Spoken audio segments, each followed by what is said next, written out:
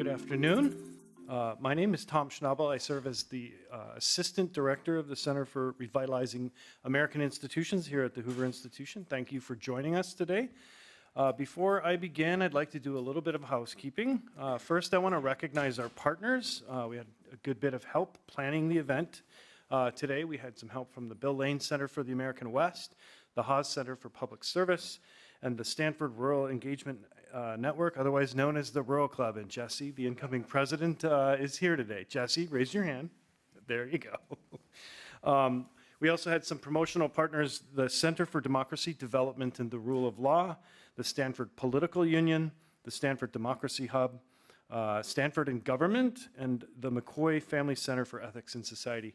And last but not least, we're very grateful for some financial support to support Nicholas's visit with us. It comes from the Academic Residential Co-Curriculum Fund administered by the Vice Provost for Undergraduate Education. I also want to let everyone know that today's event is being recorded as a special episode of our Reimagining American Institutions webinar series and will be available at hoover.org/RAI in the next few days. So today's session will consist of an opening presentation, followed by a conversation between our guest and a moderator, and we'll conclude with questions from you all to our panelists. Before we begin, I'd like to take just a minute to tell you a little bit about who we are and why we're hosting a conversation about the stories, struggles, and strengths in rural America. RAI, which is the Center for Revitalizing American Institutions, is Hoover Institution's first ever center, and it's a testament to one of our founding principles, ideas advancing freedom.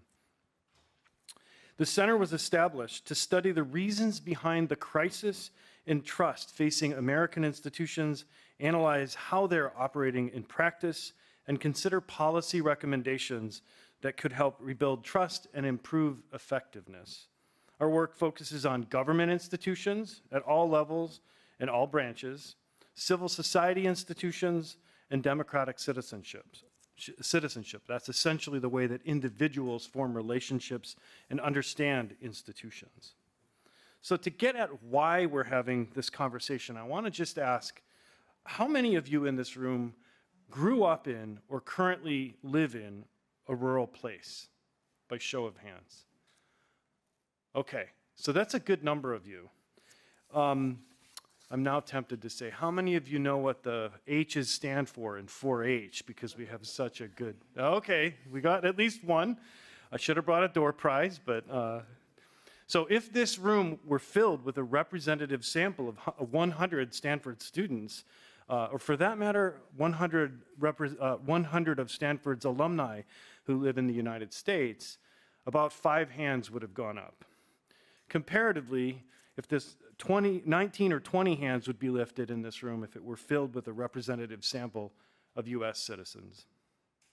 So Nicholas and I have had dinner with the Stanford Rural Club last night, and we talked about the lack of internship opportunities in rural locations, and that almost all of the students who do go on internships in rural places are actually students from rural places. That isn't only a problem for Stanford. That's actually a problem for Colby College. It's a problem for a lot of our peer institutions. It's also the reason that we're piloting a new fellowship called the People, Politics, and Places Fellowship, where we've recruited students who have had limited exposure to domestic rural communities and asked them intentionally to seek to develop a deeper understanding and knowledge of domestic rural life. And they're going to be doing that this summer by spending time in places like Alaska and in Viroqua, Wisconsin. So this event and some of the events that we've had over the past couple of weeks have really sought to prepare them for those experiences. The point I'm trying to make, though, is that the urban-rural divisions that we'll be discussing today are very real here at Stanford and at other elite colleges and universities. This lack of representation and connection may have something to do with the fact that, according to Gallup polls, the Pew Research Center, and others, confidence in post-secondary institutions has declined quite precipitously in the last decade. So today's, I couldn't be more thrilled to introduce two scholars who have both very deeply looked at and explored geopolitical polarization. I didn't have to go too far to find the perfect local person to join this conversation, and I mean that quite literally. He's in the office next to me. Jonathan Roden is a professor of political science in Stanford's School of Humanities and Sciences and a senior fellow here at the Hoover Institution. Jonathan's 2019 book, Why Cities Lose, masterfully uses data from across the 20th century to show why cities lose to rural and suburban interests and how that actually harms democracy. He was recently named a 2025 Andrew Carnegie Fellow by the Carnegie Corporation of New York, an honor that recognizes his national leadership in research aimed at understanding and addressing political polarization in the United States. He served on faculty at MIT before coming to Stanford in 2007 and is also a senior fellow at the Stanford Institute for Economic Policy Research. Thank you, Jonathan, for being a part of today's conversation. Nicholas Jacobs is an associate professor of political science at Colby College. His research focuses on federalism, rural politics, and public policy. Nick and his colleague Daniel Shea have written The Rural Voter, The Politics of Place, and the Disuniting of America, a contribution that our own Mo Fiorina, who's also here today, and also has made enormous contributions to our understanding of polarization and party sorting. Mo has said that this work is one of the most comprehensive studies of rural voters ever produced. Nick is the inaugural director of Colby College's Public Policy Lab, which seeks to rebuild trust in government, elected officials, and experts by providing students with real-world experiences through internships, partnerships, and hands-on experience with research across public policy-related issues. Nicholas is a native of Virginia and studied political science at the University of Mary Washington and earned both a master's degree and PhD in government at the University of Virginia. It gives me great pleasure to welcome Nicholas to the stage. Thank you. Well, thank you so much for the opportunity to be here and to speak with you all today. This is the last thing I have to do. I've signed for my supper, and I've just had a tremendous visit. As Tom mentioned, I've spent a lot of my time talking with Stanford students. It didn't take much for him to convince me to come out here after he told me about this fascinating new fellowship program that RAI is starting. I spend a lot of my time wrestling with the question, can anything be done to overcome the rural-urban divide? It's a serious divide. I think it matters. I think it's problematic to our politics. And like most things that are truly problematic and serious, there is no panacea. There is nothing simple that is going to solve it. I think it's only going to happen on the margins. And I think this is an important initiative.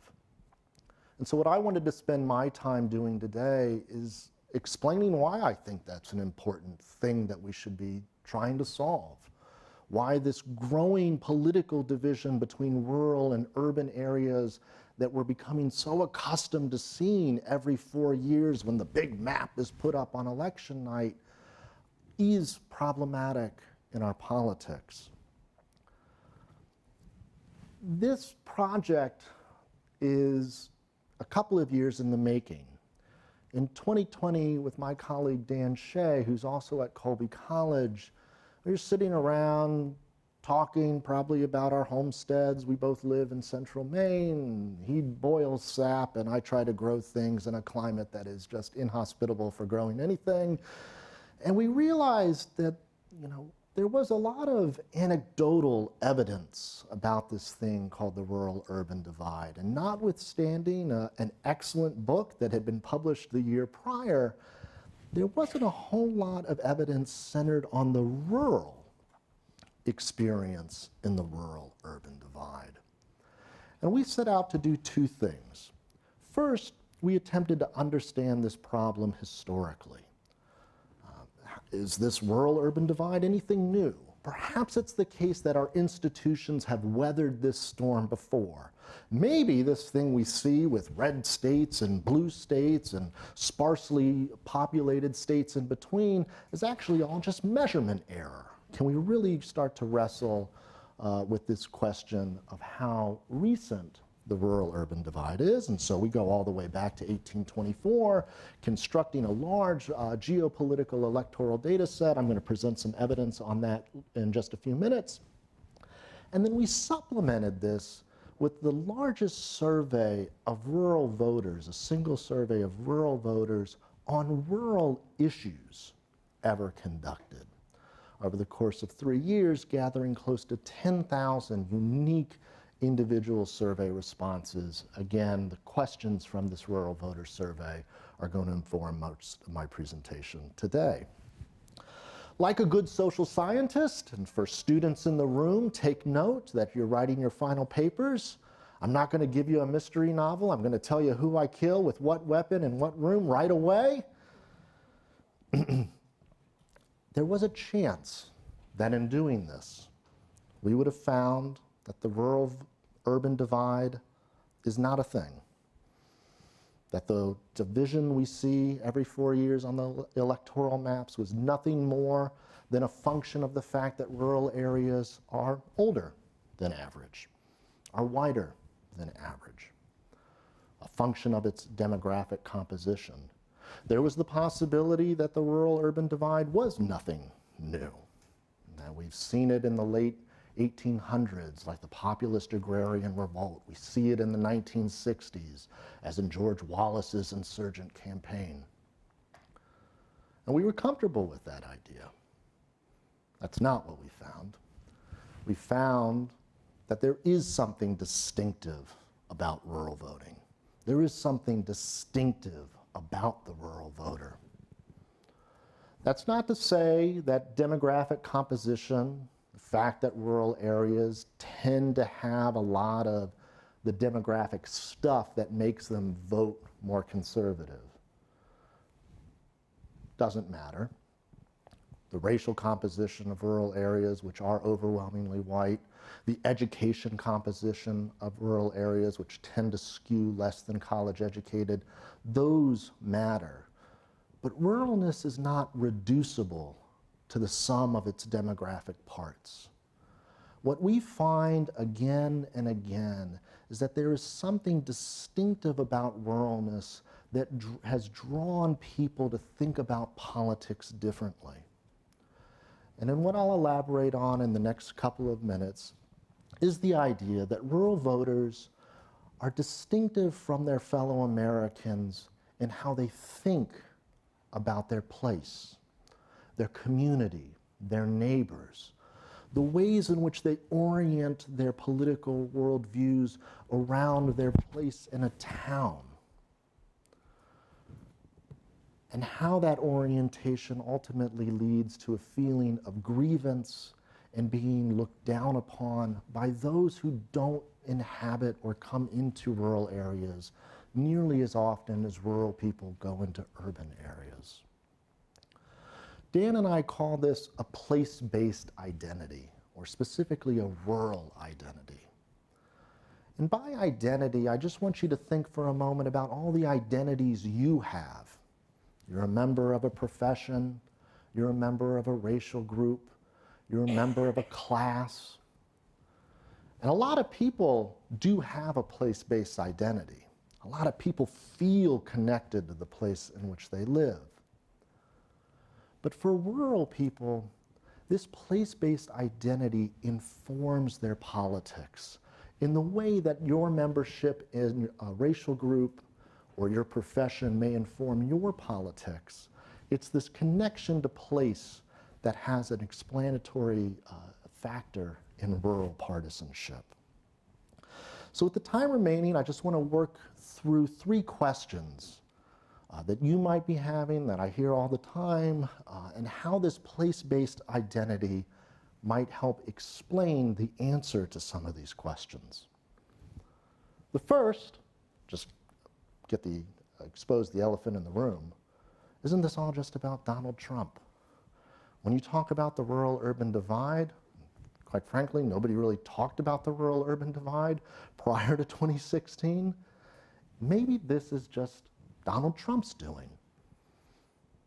There is something to that fact. There was no Mitt Romney house in rural Pennsylvania like there was the Trump house, sites of pilgrimage for rural people to go to in the countryside during the campaign. My neighbors didn't paint McCain on the side of their barns. There was something about Donald Trump in rural areas. I don't deny that. But when placed in larger historical perspective, I want to point out a few things. So this is the percent of the presidential vote for the Democratic presidential candidate in urban areas, we can talk definitions in the Q&A, and in rural areas going back to 1824. The first thing I'd like to point out is that year over year throughout this country's history, rural and urban areas have largely moved in the same direction, even in periods that we tend to associate with rural unrest and sort of rural insurgency. It's only in the 1980s when we start to see this divergence in partisanship open up. This is the percent of the vote for the Democrat in rural areas and urban areas, taken as a whole. And there's actually very little regional variation, something I'll admit I was surprised to when we set out on this study. Let me transform the visual just a minute to better make this point.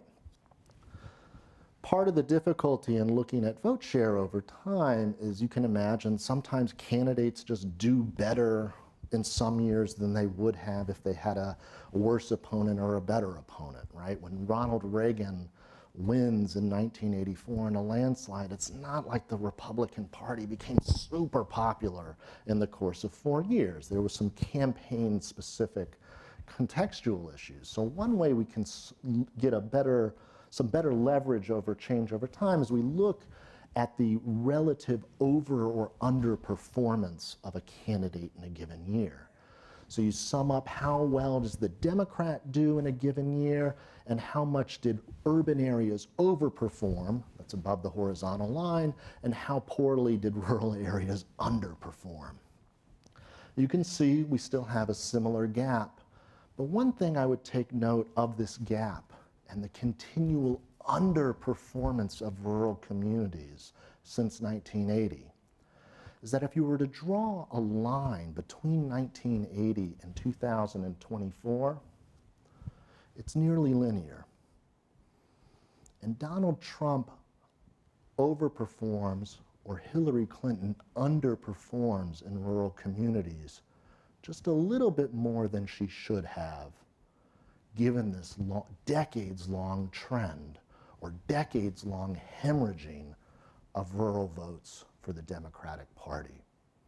So I think there is something about Donald Trump, but I don't think this rural-urban divide exists just because of Donald Trump. And I hate to tell you, if you're nervous about this, I don't think it's going away once Trump goes away. So at the same time that this is going on, you might be thinking, and you might already know, rural areas, the American economy in general, is going through a dramatic transformation in its economy. From 1980 to 2020, even today, well, less so today, less so within the last 200 days, right? This is the period of economic liberalization, globalization, the exodus of manufacturing, which, if you don't know, by 1970, a majority of manufacturing jobs are no longer located in the middle of large urban cities next to the railroad tracks. I can't believe I'm saying this in front of the guy that taught us all this, right? Manufacturing is a rural phenomenon by 1970. The majority of our manufacturing capacity in rural areas off the interstate where land is cheap and labor is too. And so you might be thinking, well, maybe this is all just about that. And there's something to that as well. So I'm just going to narrow our time horizons ever so slightly and look at just the last 2 decades instead of the last 4. And here, what I just want you to take a look at is we're going to look at the change in employment before and after the 2008 financial crisis. So if in 2006 we counted up all the jobs and we said, here's how many jobs relative to the population are in rural areas, here are all the jobs in big cities, and here are all the jobs in small cities, and relative to that starting point in 2006, here's where job gains have increased, and here's where job gains have decreased. You can see everybody in the financial crisis suffered. Some places suffered a whole lot more. In the immediate aftermath of the 2008 financial crisis, some places recovered their jobs quickly. Rural areas never did. In fact, it was just in the last couple of months that rural areas finally recovered their base employment relative to the start of the COVID-19 pandemic.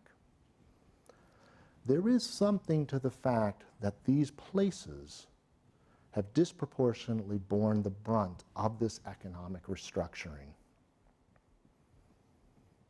But the rural-urban divide is not reducible to just that. As you likely know, when we're trying to think about larger political trends at a national level, we can use the demographics of a population to make sense of it, right? We know that if you're a woman, you're a little bit more likely, on average, to vote for the Democratic Party. We know if you have a college education, you're more likely, on average, to vote for the Democratic Party. Up until very recently, if you made over $100,000, you were a little bit more likely, on average, to vote for the Republican Party. Remember James Carville and the famous saying, "It's the economy, stupid." If you want to know how somebody's going to vote, you ask them, are you better off now than you were 4 years ago? Those demographic explanations do not help us explain how rural voters, and this is bar charts of just rural voters, voted in 2020, but it's also true in 2024 and 2016. Whether or not you made below 40,000 or above 90,000, you were equally likely to vote for Donald Trump in a rural community. If you had a job, if you didn't have a job, if you were better off, if you were worse off, take a note of the college education and the lack of explanation that college degrees fail to have in rural communities. There's a little gap between those in rural areas that don't have a college degree and those that do, but the majority of rural residents with a college degree will vote for Donald Trump, and that is not true on average nationally. Standard demographic explanations do not explain it, but something else does. Rather than asking whether or not you were better off than you were 4 years ago, Dan and I found that another type of question does give us some leverage on predicting vote choice. Whether your community was better off than you were 4 years ago. We find over multiple questions that the attitudes that have the highest discriminatory value in helping us predict whether or not somebody in a rural community is going to vote for Donald Trump is their sense that their community is worse off, that their community has less of a future than other places in the country. We find that gaps between rural and urban areas on questions like, my kid is going to have to move away in order to live an economically productive life. People look down on what rural communities have to offer. And yes, a majority of Americans say that government doesn't listen to urban people or rural people. But it's consistently higher nationwide across rural communities. One of the reasons, and I'll admit it is something that I think is deserving of a lot more research, one of the reasons we think this to be true is also rooted in the geography of rural areas. Rural areas, as it turns out, are vastly more socially and economically integrated places than cities are and the suburbs are. And by integrated, what I mean isn't that they're more racially diverse.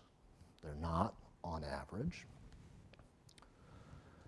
But that you are much more likely to live next to somebody of a different social or economic, in a different social or economic circumstance than you are. And let me just zoom you in and take you to my country road in central Maine.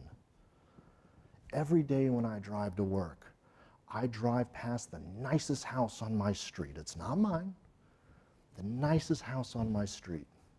And it sits right across from the least nice house on my street. And when I say least nice, I can actually say this now because they finally finished fixing the roof after 3 years. Their kids go to the same school because there's one school in town. They both drive on the same potholed roads because that's the road in and out of town. They experience the same government. They interact in the same social circumstances. In the lead up to the last election, I knew none of my colleagues who drove by a house in foreclosure. I drove by 3 every morning. You see a different world, even if it isn't your own personal world. I also can't believe I'm saying this in the room with somebody that taught us all that our tendency to overstate the prevalence of culture wars also fits into the answer of rural poverty and how people see the world. Because oftentimes we see that, oh, if it's not the economy, if it's not the economics that are cleaving people into the two different parties, it must be their positions on social and cultural issues. And what we find, depending on, no matter how you ask the question, with very few exceptions, on policy or value or social issues, there are few things that fully separate rural and urban people. This is not the land of anti-abortion extremism. Similar percentages of rural and urban Americans have the same attitudes on whether or not abortion should always be made illegal. Okay. There's actually surprisingly similar economic progressivity. We do know, I just know from work I've done earlier in this year, that this is rapidly changing, the agreement on whether or not kids should go to college. But at least 3 years ago when we were taking survey measures of this, the gap wasn't so wide. There's no gap on sexism. There's no gap on ethno-racialism. There is a gap on racial resentment. And the other big policy issue is there is a big gap on guns. But with few exceptions, the culture wars are not being waged. So, the third question I often get is, all right, so they have this more socially oriented way of thinking about the economy. The shift is decades in the making. But if all that's true, why on earth don't rural people reward the one party that's trying to do anything about it?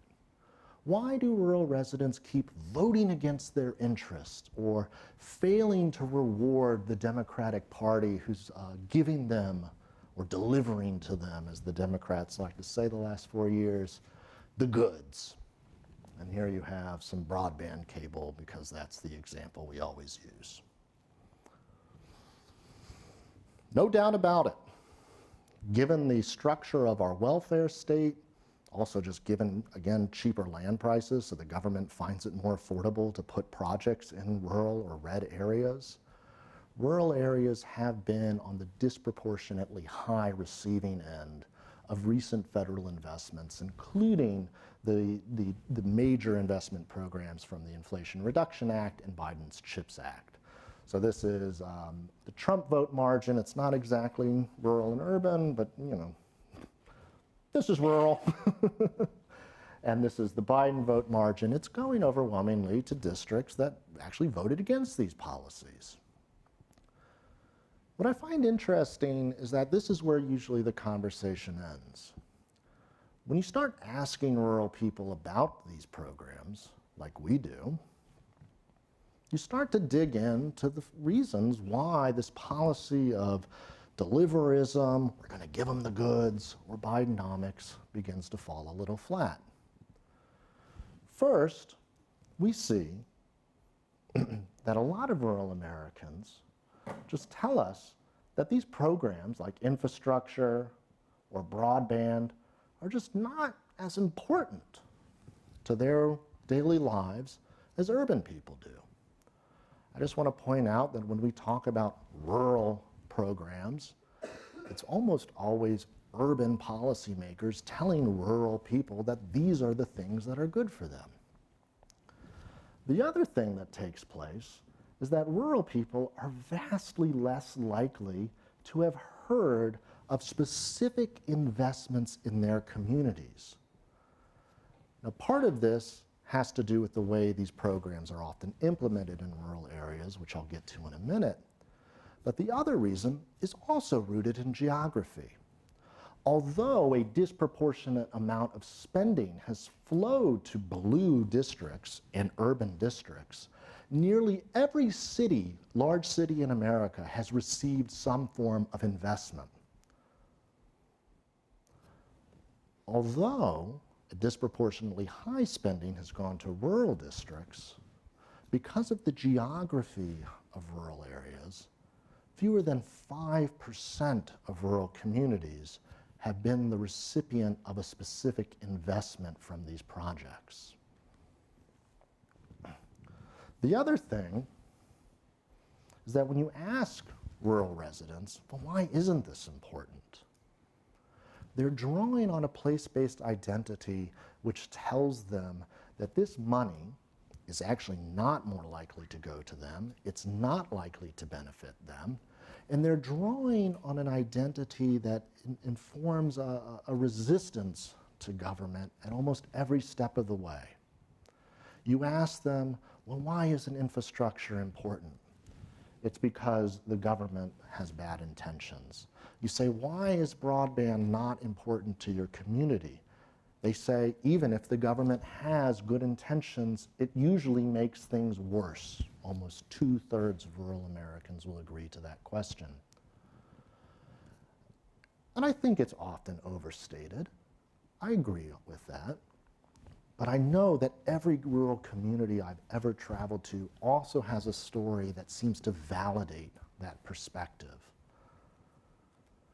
That hears about broadband spending, like the $42.5 billion in the BEAD program, that 3 years later hasn't hooked up a single rural household. So you can't end the conversation with Congress appropriated money. It's hard to do that work. Or the big new factory, the $7.86 billion factory that's going on in rural Ohio, that's going to provide 3,000 jobs. I mean, we could debate whether or not that's a good cost benefit.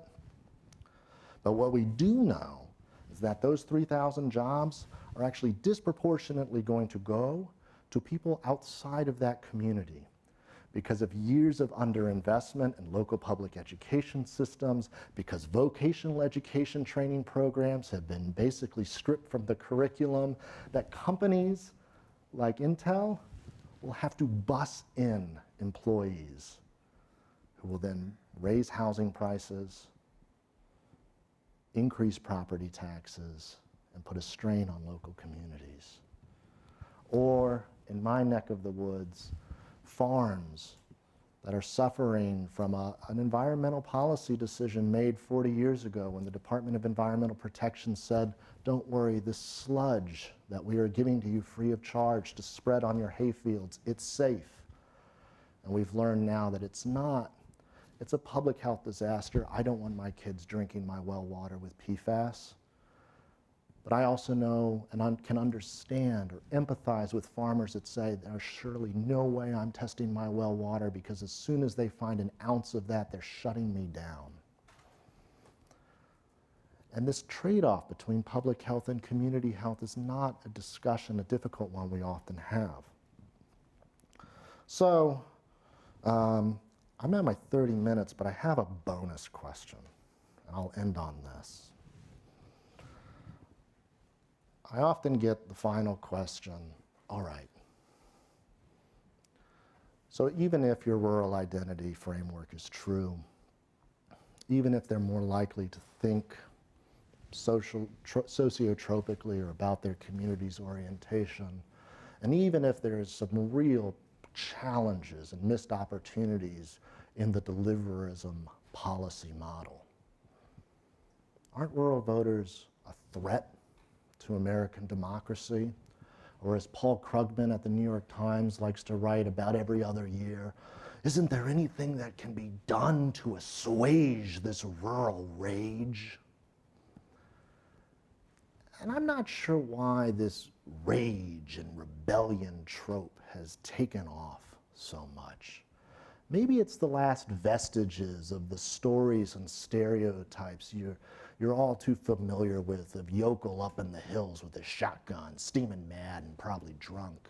Because I do believe that rural people are the last group of people you can stereotype in polite society.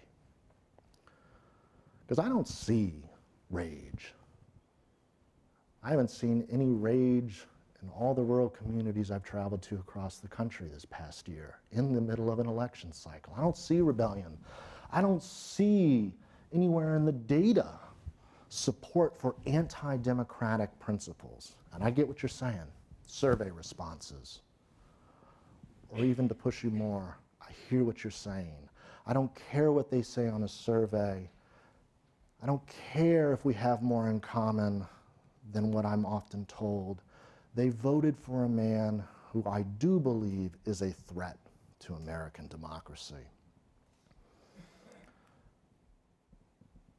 They willfully invested power in a man that I feel is eroding democracy in this country. And I think that's a valid argument. It's a valid argument, even if everything else I've said has a kernel of truth. If you believe that to be true, and if what I have said has an ounce of truth, that there is less that divides us than we might think, that there is a legitimate or sort of rational worldview that informs their politics, I'd encourage you to think through the fact that you have a choice. We have a choice at an elite level, at a campaign level, at a strategy level. We have a choice at a mass level, how we think about this on an individual in our day-to-day lives. You can write off 20% of the country as irredeemable, as a threat to American democracy, and we can suffer those consequences. Or we can recognize that there's room for engagement, that these are our fellow Americans who have not given up on the promise of liberal democracy. They simply wish to restore a version of liberal democracy that seeks to restore the equal worth, not just of every individual, but every place in this big country of ours. And with that, I'll end on a happy note, my wonderful two sons in their adorable overalls. Thank you very much. Appreciate it. So thank you all for coming, and thank you very much, Nicholas, for joining us. I've been really looking forward to our conversation, and I have lots of questions I'd like to ask you. We'll see how many of those we're able to get through. First of all, I just want to thank you for all the work you've done in trying to bring some reality to some of the misconceptions about rural America. I was not one of the people that raised their hand at the beginning, but I did the next best thing. I married into a rural family, and I spent a lot of time in rural Michigan every year, and have become very interested in all the same questions you're interested in. You mentioned the book that I wrote earlier. In some ways, that book was really focusing on differences between urban areas and everyone else. And in some ways, you are looking at the other side of that and trying to understand what it is that's distinctive about rural areas. And we're both kind of leaving the suburbs in the middle. And there's still a lot perhaps to be said about the suburbs. I think these places, there are ways in which I think there are some issues on which rural areas look a lot more like suburbs, and I think economic preferences might be in that category. Whereas there are some other ways in which rural areas are very different from suburbs, and some social questions about gay marriage and religion and abortion might be in that category. So one of the first things I wanted to ask you about, I think you've done a really good job of explaining to folks your thoughts on the importance of a rural identity and a place-based identity. And that's one of his real contributions with some of his collaborators in the academic literature, is to just convince people that such a thing exists and to try to measure it and try to do a lot of work in surveys to understand what it is to have a place-based identity and to try to convince us that it matters. I wanted to ask you a little bit more. You gave us some data to suggest that it's not reducible to the sum of demographic parts. So it's not just that rural places are different in that they're whiter or that they're older or less likely to have a college degree. And then you gave us some evidence to suggest that on some questions, some issue questions, later on in the talk, you talked about some issue questions on which it doesn't look like there are very big differences between the places. But in some of my own work, I guess one of the things I wanted to push you on is that it seems like there are some economic and, well, especially social questions on which rural places do seem to have distinctive preferences. Immigration is one. Maybe not.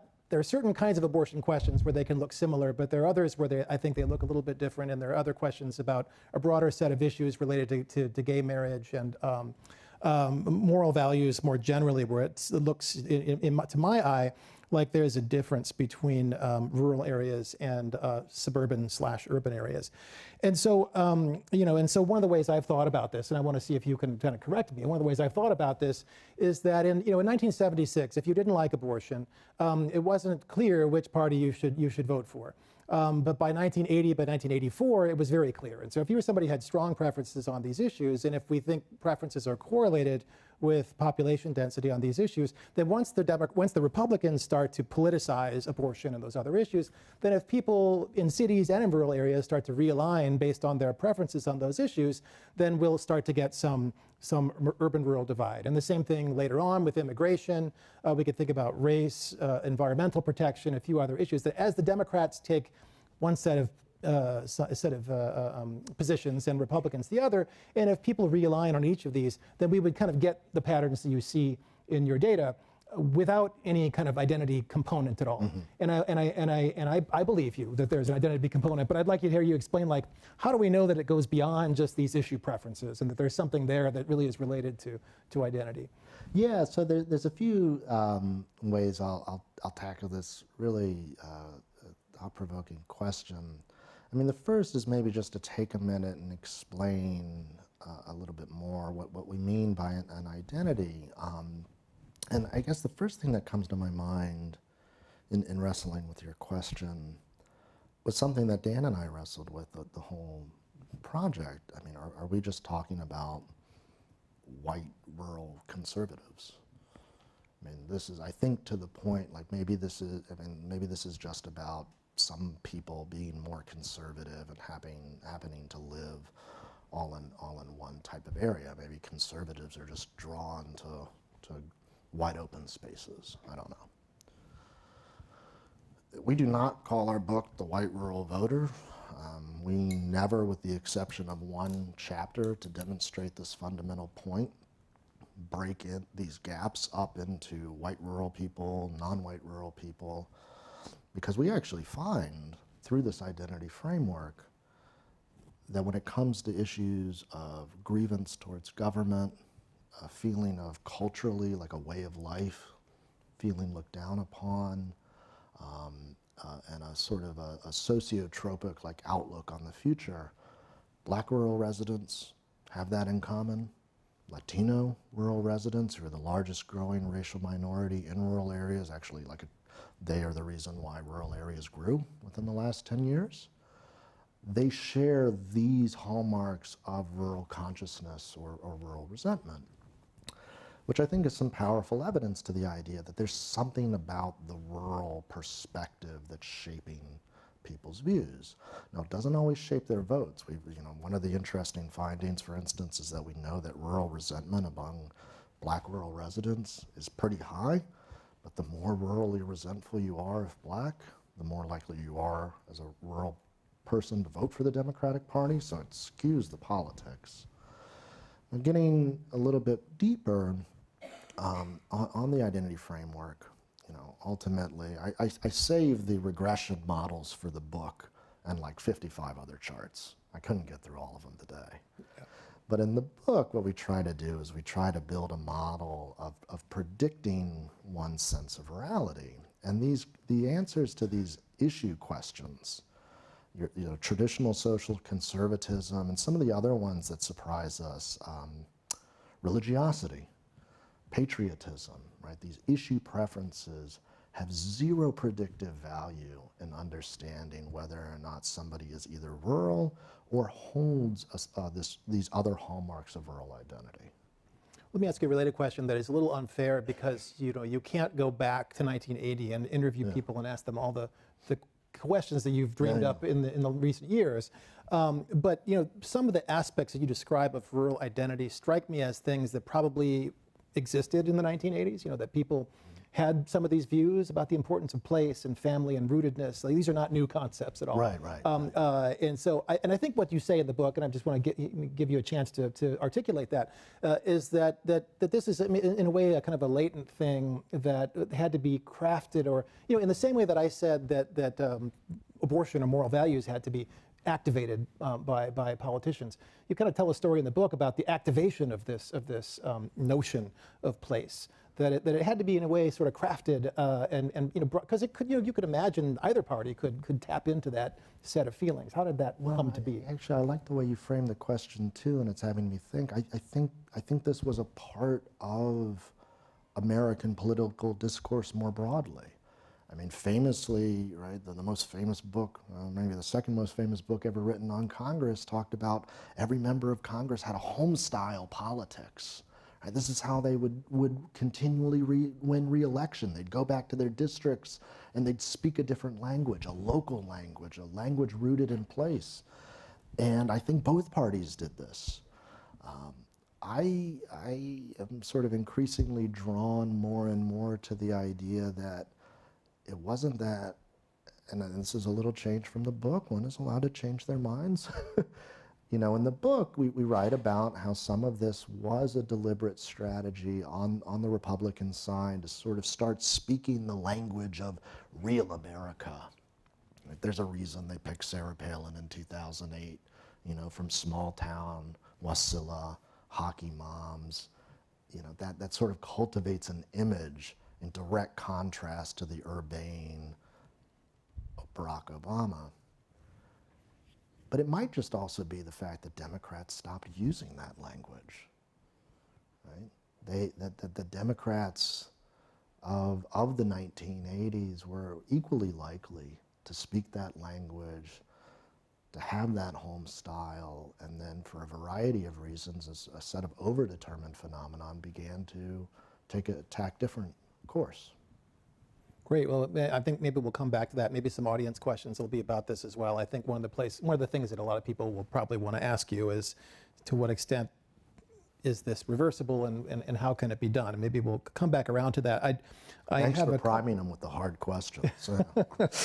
I wanted to talk a little bit about this business of material interests and what's the matter with Kansas and that sort of thing. And I think you make a well, I want to push you to maybe clarify a bit better, or respond to something that I've been thinking. You start out by saying, well, it's not really quite poverty in the way that you might think, and there's this really different sort of.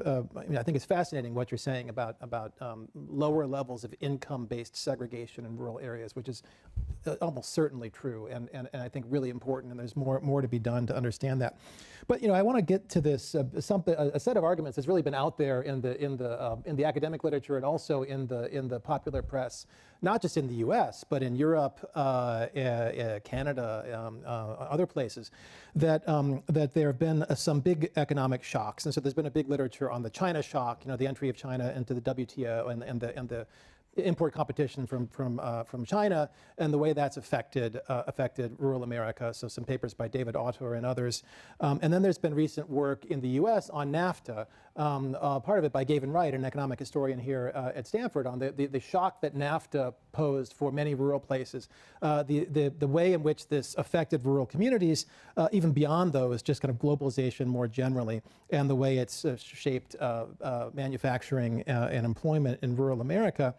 And so there's a narrative that it's these economic shocks that really that are really the big story. And that story seems a little less consistent with this identity-based story you're telling. And I think I hear you pushing back against in a way, I think, your story does have a big economic component, but I think you're also pushing back to it in part. One thing I've recently noticed, that if I just take county level data and I look at the correlation between population density and Democratic voting, and I divide the counties up into income quintiles, that the correlation is the same in each of those quintiles. So that county level income is sort of the urban-rural divide is there at all levels of income, and I think that's very consistent with what you're saying. So would you draw from that like this whole left behind business is actually not really that important, or would you push back? I think it's tremendously important. I think it shaped a larger national narrative of what it means to be rural, not just in an economic sense, but in a cultural and social sense. So I think it's incredibly important, but for the exact same set of empirical patterns, just differently. I mean, I recognize that, and this is a paper I just finished up last week before coming here, that in some parts of the country, rural areas are vastly outperforming their nearest urban neighbor. I, in fact, live in one. That on average, my county is poorer than the national average, so that absolute value matters. And that absolute value is a part of my current county's history, not so much China shock as much as agricultural consolidation. A little bit of that is international agricultural commodities, but neither here nor there. But compared to Waterville, compared to the mill towns up and down the Kennebec River, which are urban by Maine standards, these rural areas are doing comparatively much better. The schools are better, the housing prices are higher, the government's relatively better funded. And that's just an example. It's true throughout the country. Rural Montana, it's hard to get a home. Rural North Dakota is actually comparatively doing pretty well. But, and so these arguments about it's the places left behind, it's the places that suffered the brunt of China shock and China's entry into the WTO, I think it explains some of it, but it doesn't explain why this is happening everywhere. And that's still the aspect of rural politics that I try to wrap my head around the most, is why, given the vast diversity of rural America, and I was just talking with Rural Club last night, it's immensely diverse, topographically, economically, racially. I mean, the rural South is nothing like the rural Northeast. My co-author in a bunch of projects laughs at my 5 acres. He grew up on 5,000. But the shift in partisanship has taken place everywhere. And I think when you see something at that scale, it has to involve narrative. It has to involve the stories that people are telling themselves, as well as the stories that politicians are telling them about who they're for and who they're against. Great. I'm sure we'll have some more questions about that. I want to move on to another thing you talked about, which is people's reaction to government, reaction to the state. And one of the things that we hear, I think, from urban residents a lot is, you know, if you made a scatter plot of population density, and let's, yeah, we know now that that's correlated with Democratic vote share at a very, like, it's like 0.9 or something. You take a scatter plot of population density and transfers transfers to individuals as a share of income. There's a very, very high correlation between rural residents and transfer dependence. Also, I've looked at some public employment. So because of the departure in the private sector that you described, many rural places, public sector employment is something like 20 to 30% of employment. The largest employers in many rural places are school districts and hospital systems. And so there's this, this strong dependence on government, if you will, that is combined with a great mistrust of government. And I think part of your response to this, I mean, one very interesting claim that I hadn't really fully thought of before is that it's really hard to spend enough money to really affect lives in very sparse places. That's like a pretty obvious point, but I think it's worth driving home. But also there's just this kind of this experience with bad outcomes. I mean, I think the quip from Reagan about I'm here from the federal government, I'm here to help, and being this kind of scariest words in the English language, I think really resonates. I mean, I hear that a lot in rural America. People really like that quote, and it really means something. And so, is your take that this is kind of based on just a lot of failed kind of programs historically?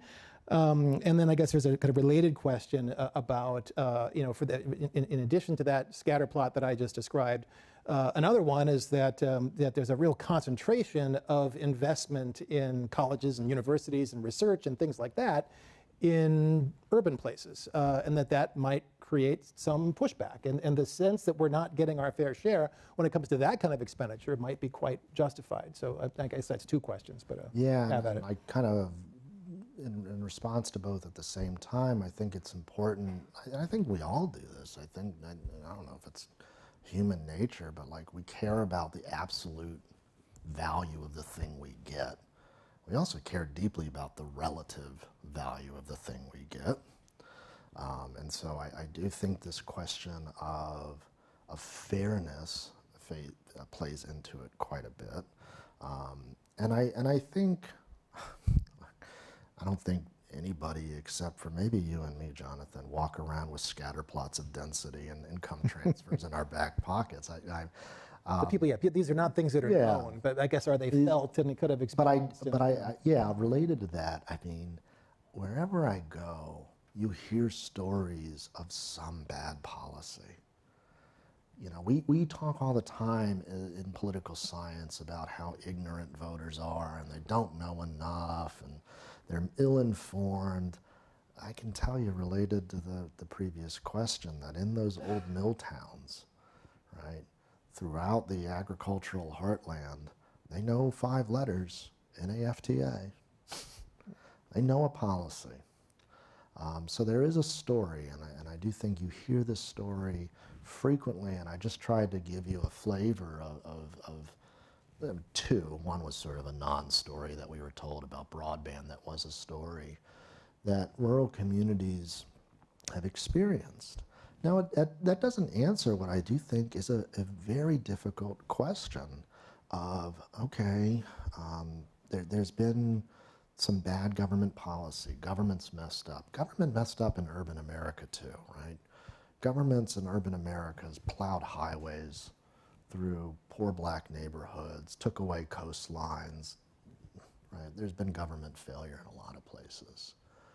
It still doesn't answer the question why, if you are dependent on government, right, rural places are disproportionate beneficiaries of Medicaid, why you would vote for a party that wants to cut Medicaid, or why you want to vote for a party that wants to put work requirements on Medicaid, knowing that it's going to be an administrative burden to travel hours to the nearest office to demonstrate your Medicaid eligibility. That is a good question. I talk to my neighbors about that. I do survey work on that. And the best answer I have is it is already such a shitty system, for lack of a better word, that rather than trying to put lipstick on a pig, you try to change it entirely. Nobody wants to be dependent on government. And so I get and I sympathize, and there's a lot of, I don't think rural people actually voted to slash Medicaid. But I also think they voted for change and are tired of a system that only permits them dependency on government and intergovernmental or financial transfers and aid rather than real opportunity.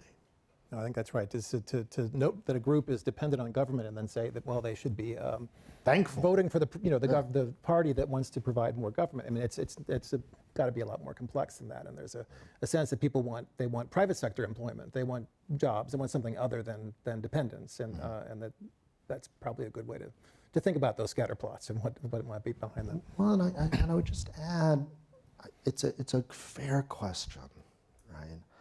I often think it's the wrong question. It's, to be frank, not to be like, I don't know what the word is, right? It's the question that our representatives, and let's just call them the political elite, want us to ask. Because what I know to be true is that when rural voters were given the chance to vote on Medicaid expansion in their state directly by ballot, they turned out and they voted to expand Medicaid. When voters in rural communities were given the choice to adopt school voucher programs, they overwhelmingly rejected it.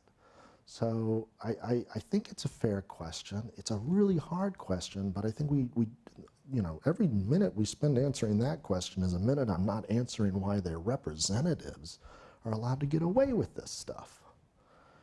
And that's why, I mean, in the book, that's why I ultimately describe it as an institutional problem. It's a problem of our politics and our political system that I don't think is solved when the Democratic Party just says, we can't compete. we can't convince them. Because that's what allows the representation gaps to fester. You mentioned school vouchers, and it was an area where I wanted to ask you a question about heterogeneity in the Republican coalition, where one of the things that's happened is that as rural places have lost population, they've also become much more Republican, which has only made the Republican coalition more heterogeneous in a sense. And so there are these brewing battles within the Republican Party between some of which are urban-rural in nature. So I'd love to hear more about that, but I think if we do that, we might not have time for questions, and it seems maybe that'll come back around one of the questions. But I think it's time for us to take some questions from the audience, and so we would ask that you don't start asking your question until they come around with the microphones, and I will call upon people. And it looks like Mo Fiorina is going to go first. We have to get the microphone, Mo. Play by the rules. Just an observation, the picture of the Trump house that you used earlier, that's my cousin Leslie's house. No way! Yeah. First cousin Leslie. And she did that in 2016, and she registered 20,000 people. That house is full of computers, internet connections, and so forth. She probably carried Pennsylvania for Trump. Oh, my goodness. And it was a source of amusement in the family that her mother, my aunt Vera, would not speak to her the whole campaign, because Vera is a dyed-in-the-wool Franklin Roosevelt Democrat. Right. And the idea her daughter was working for Trump it's like setting foot in the Protestant church. You just don't do that sort of thing in the family. More substantively, Jonathan, you talked about Republicans adopting positions that might have widened the urban-rural gap. I think the most obvious candidate is the environment. That in the 1970s, both parties are struggling to win the environmental vote. The Democrats do. And over time, I mean, the Democrats, they're opposed to logging and ranching and agriculture. Not opposed, but they're skeptical about these things. A lot of things are the economies of these rural areas. They don't like you to shoot things. I mean, there's just lots of reasons. I believe in a rural identity. I've lived my life in Cambridge and here, and there's still some ways I don't fit. But nevertheless, I think there's good substantive reasons why rural people also turned against the Democratic Party. Yeah, I think this is, I study also European politics, and this is something that, I mean, this is why we have green parties in Europe. So, this is part of what got folded into the democratic coalition in our two-party system. But in Germany, we just have or the Netherlands, we have a separate party. And this is part of why ruralist parties are really gaining strength in the Netherlands today, and part of why populism is growing in the Netherlands, because of some of the environmental policies that have been implemented by a green coalition in The Hague has really been has really affected people's livelihoods in rural places. So when there's a certain senator who has presidential aspirations from the great state of Minnesota.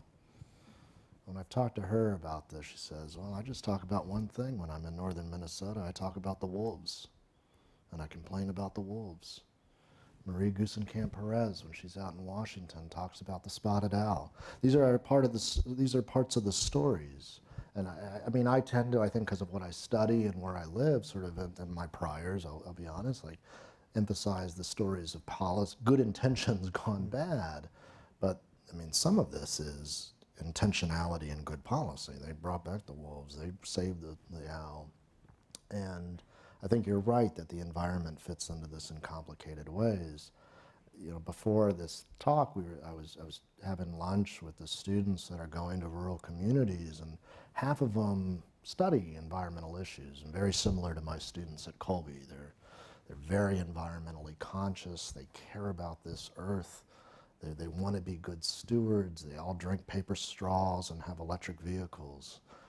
And I challenged them. I said, the thing that you are one of the things I want you to learn about, because it is something that we are still studying and doing work on, it's a frontier of research, is how this identity shapes rural individuals' connection to the environment. Because I guarantee you, any rural community you step into, you will meet people that are more in tune with nature than most of the people here in this beautiful, idyllic setting, who live for 1 month out of the year when they can go into the woods and hunt, and yet would be caught dead driving an electric vehicle, and would deny the fact that humans are causing climate change. And I guess we have a choice.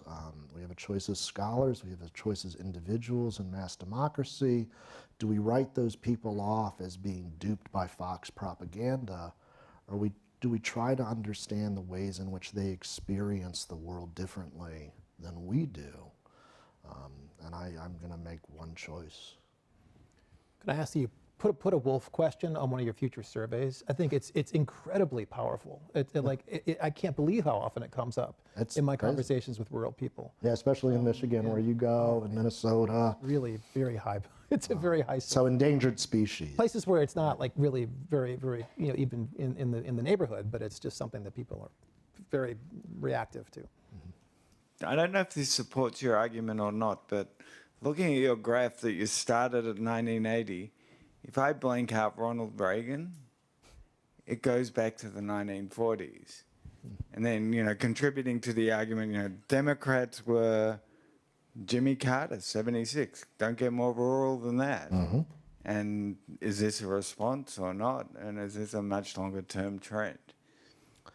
Democrats do not win the White House after FDR unless they have a Southerner on the ticket. Right? Barack Obama in 2008 is the first Democrat FDR had Southerners on the ticket, so that's not even true, right? But that's a sort of a different story. I mean, Democrats remained regionally balanced. The South looms large in the narrative of rurality. The South is only about 40% of the American rural population, 45% of the rural population sort of has an outsized influence on the way we think about ruralness. Sometimes we talk about the southernification of rural areas. I saw more Confederate flags in central Maine than I did living in Western Virginia, when I moved up there. And some of this, when you're going to the historical patterns, and thank you for the question, some of this is tied up with that larger regional realignment and the Southern realignment to the Republican Party. And it matters because of the large percentage of rural people in the South. Two quick anecdotes. I mean, Franklin Roosevelt is often viewed as a president for rural America. His policies, the New Deal, has a strong rural component. Modern agricultural policy is born of the New Deal programs that come out of the first wave of the New Deal, like the Administration and Agricultural Adjustment Act. He loses all the gains in rural areas almost instantly. There is no sort of transformation of the Democratic coalition in rural communities after this sort of sharp uptick in 1932. Lyndon Johnson in 1964, in fighting the war on poverty, Lyndon Johnson is from some of the most barren and desolate parts of eastern Texas, was a youth leader in the Youth Corps for Franklin Roosevelt's New Deal, and wants to be the president of rural America. I was a fellow at the Johnson Library, and I found a memo where he's actually complaining to Arthur Schlesinger, why do people call me the president of the cities? Why is so much of the Great Society wrapped up with urban imagery? Like, we've done so much to obliterate rural poverty. But rural areas still had an allegiance with the Democratic Party. You know, it wasn't so a heightened disparity. It really is in 1980 that it's not as wide in 1980 as it is today, but it starts to tick off. But I would point out that if you look at your graphs, that there is that in the New Deal, the solid line and the dotted line did diverge. The urban places became, that was kind of the beginning of the urban-rural divide, I think. Maybe it was 1928, but it really took off in the New Deal, not because rural places became Republican, it's because the urban places became very Democratic, and that they stayed that way for a long time. And so it all just, I think we're going to still agree that in 1980, that's when things really diverged further. But I think that also kind of looking below the surface, the correlation between density and Democratic voting in the Northeast and really mainly the Northeast, but the kind of manufacturing-oriented places was actually already quite strong in the 30s and 40s, and really the South was making that relationship look weaker because the South had the exact opposite relationship. And it really all sort of converged over time, and that's like the nationalization story, is that all of the different regions, the correlation between density and voting converges on the same relationship everywhere. Well, and there is no Charlotte or like Charlotte that we know today in 1932. There is no Atlanta that we know today in 1932. And so some of this is just where the urbanization takes place. And as you brilliantly point out in your book, right, like, urbanization is a regional phenomenon in the early 20th century, late 19th century, and then the places of urban growth are entirely different spots on the map in the late 20th century. And so it interacts with these regional effects as well. Do you think that there was any effect from cowboy movies that were just people were struggling to find a new identity? I noticed, like my father, he was a cattle veterinarian, you know, and there were many immigrants at the time in the valley. People came from all over. I mean, my grandmother came from Ireland, great grandmother did, but there were people from many different cultures who worked, you know, in the farmlands. But I don't know. I think maybe there were some sort of changes with Hollywood, and could you address that? Thank you. Thank you so much for the question. And this is really where you want my co-author Dan to speak about it, because he really took he really rightfully saw, I think, what you see, which is that they're not only, if you just even think about the way rural is portrayed in pop culture today. I'm going to get the quote, I'm going to get the stat wrong. He counted them up, and it's 3 digits. It's in the hundreds how many rural reality shows there have been in the last 10 years. Duck Dynasty, Marry a Farmer, right? And we do in the book is we sort of, that's one bookend, right? The rural reality show. What's the one he always talks about? The guy that rides his tractor into town to get the mail and can't resist shooting the speed limit sign as he's driving in, you know? And what we write about in the book is that there is this I think it's undeniably true. It doesn't lend itself to a nice bar graph, but you go from the world of Little House on a Prairie, right, where ruralism and pastoralism is idealized, to the Beverly Hillbillies, to Texas Chainsaw Massacre. Now, this is not my genre, and again, Dan did the counting. You know, how many horror movies take place in an urban setting? Well, they're all in the woods. Now, where I do have data is like, that's an interesting story and a bunch of anecdotes. We did ask questions about this. We asked, you know, we asked people what stereotypes they feel are portrayed in media. And this hardening of the rural portrayal is very visible in the minds of our rural respondents. They're more likely to tell us they feel misportrayed. They are more likely to tell us they feel portrayed in Hollywood as the yokel. So it's not just our observation being projected onto people. I mean, people have told us that in reverse. Over here. And there are exceptions. I get that, but I think the overwhelming flavor is of a certain type. Thank you for your talk. As you're talking about this kind of urban and rural divide and this idea of place-based identity, it kind of brought to mind another kind of more rural group within the United States, and that being Native Americans. I was wondering what thoughts you have on kind of comparing these similar groups, obviously with different histories, but also, you know, that share a lot of similar characteristics. Thank you. Yeah, thank you for the question. It's a really important question. As I mentioned at the very beginning of our exchange, you know, we do not break out different groups in rural America because we find that a lot of these explanatory or predictive factors resonate across different experiences. I'll say with one exception, which is indigenous tribes, which make up a larger percent of the rural population than they do the national population. It's a very difficult population to study through my methodology. There's much more ethnographic and qualitative work that supports, I think, the premise of your question, that there is a similar resentment towards government. There's a similar history of bad policy. But in no way do I think those are equivalent. And I do not fold that into a non-indigenous rurality.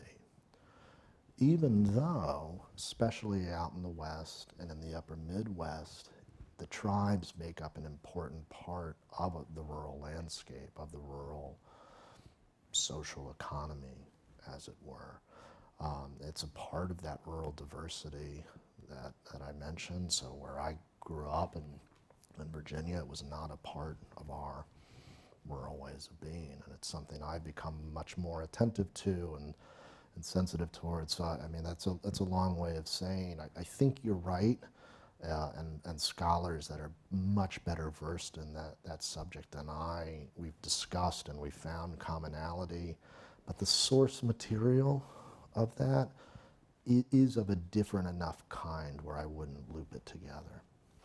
But it's worth pointing out that this is perhaps the most overwhelmingly democratic demographic in the country, even though it's rural and has, you know, rural identity and so forth. I mean, that's a really important wrinkle, you know. And I mean, and I guess I wanted to ask. I know you've been doing it. Like, you've got these rural oversamples that also are intentionally created to get black oversamples in rural areas. And Latino. And I'm just curious. So I always think of, so what again, think about my scatter plots, you know, when there's a density Democratic voting scatter plot, there are all these little outliers, and they're basically Native American reservations and the rural, the black belt in the South.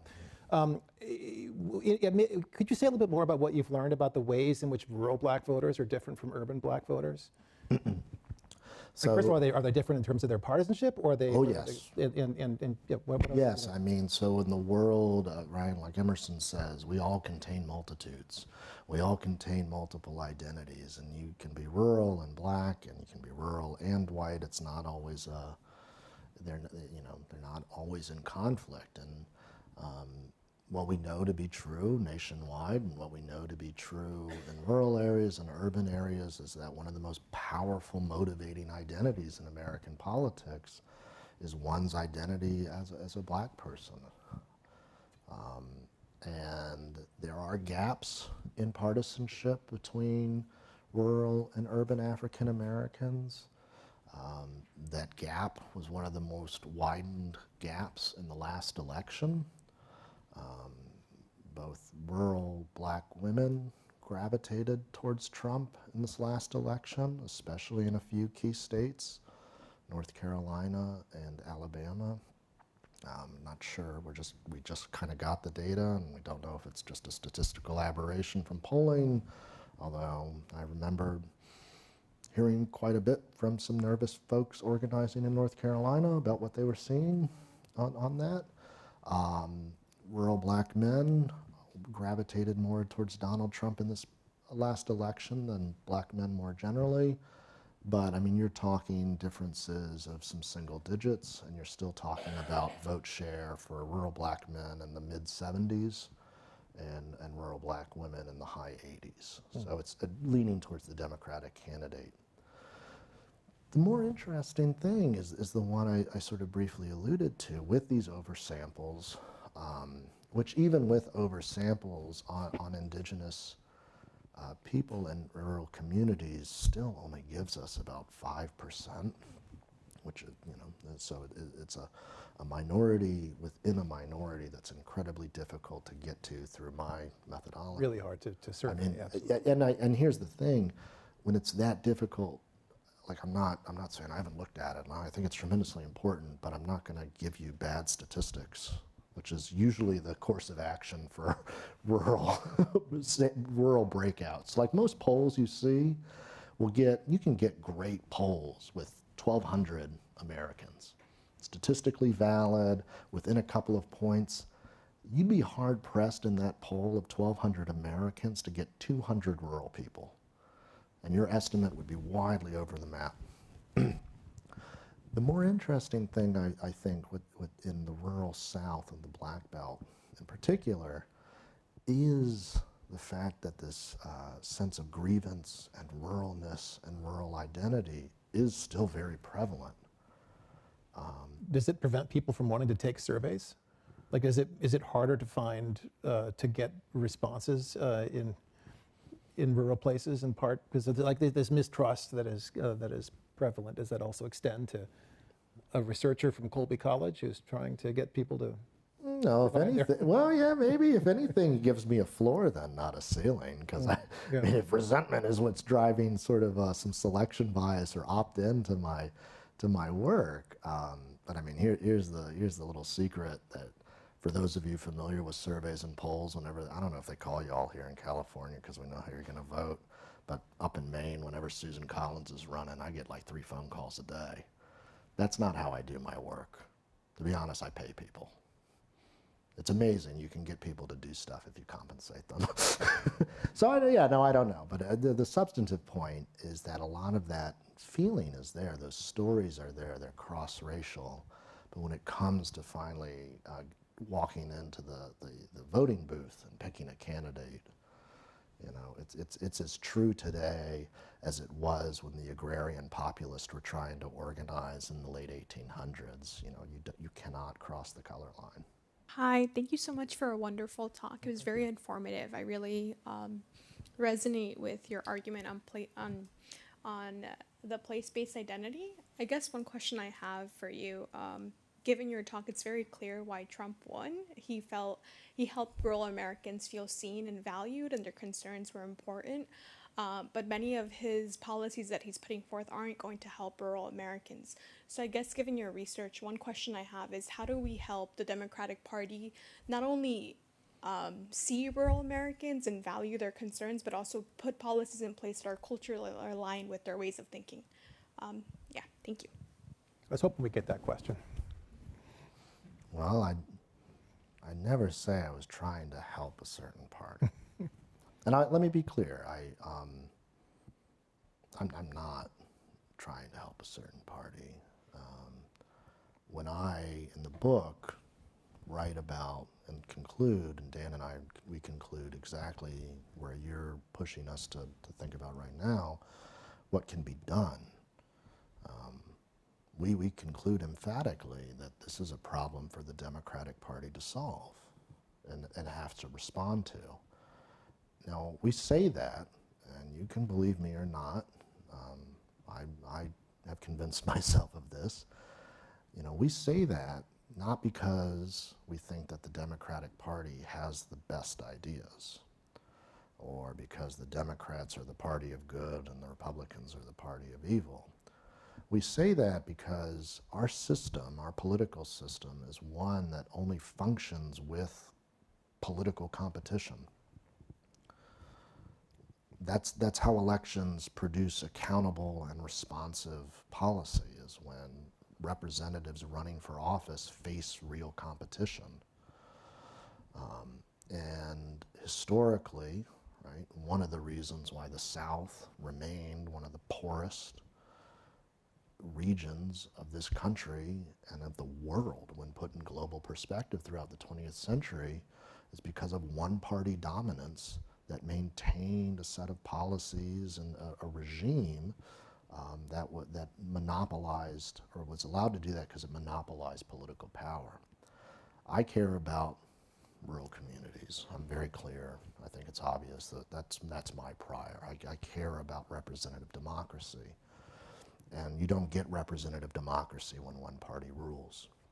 One could say the same thing about cities as well, where one party rules and similar problems emerge. And if I understood cities at all, you could write the urban voter. I think that's absolutely right. So, what could a Democrat do? There are Democrats in the party that think about this question a lot. They think about it in terms of the language they use, not just at a policy, right? I think policies matter. I think recognizing policy failure matters. I speak quite often to be, with groups about where in your politics is there room for recognition and apology? Just something that's sort of odd to think about, but it is,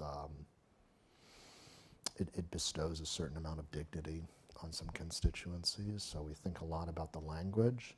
We can think about it structurally, where the Democratic Party invests resources. So the Democratic National Committee just got a new chair from Minnesota. He's not from rural Minnesota, but rural politics looms large in Minnesota.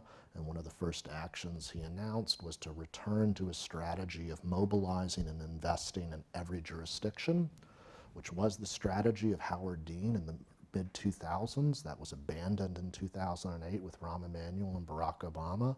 You have countless numbers of counties that don't even have a local Democratic Party. Local Democratic Party does not show up to my county fair. And so there's an organizational component and a resource component.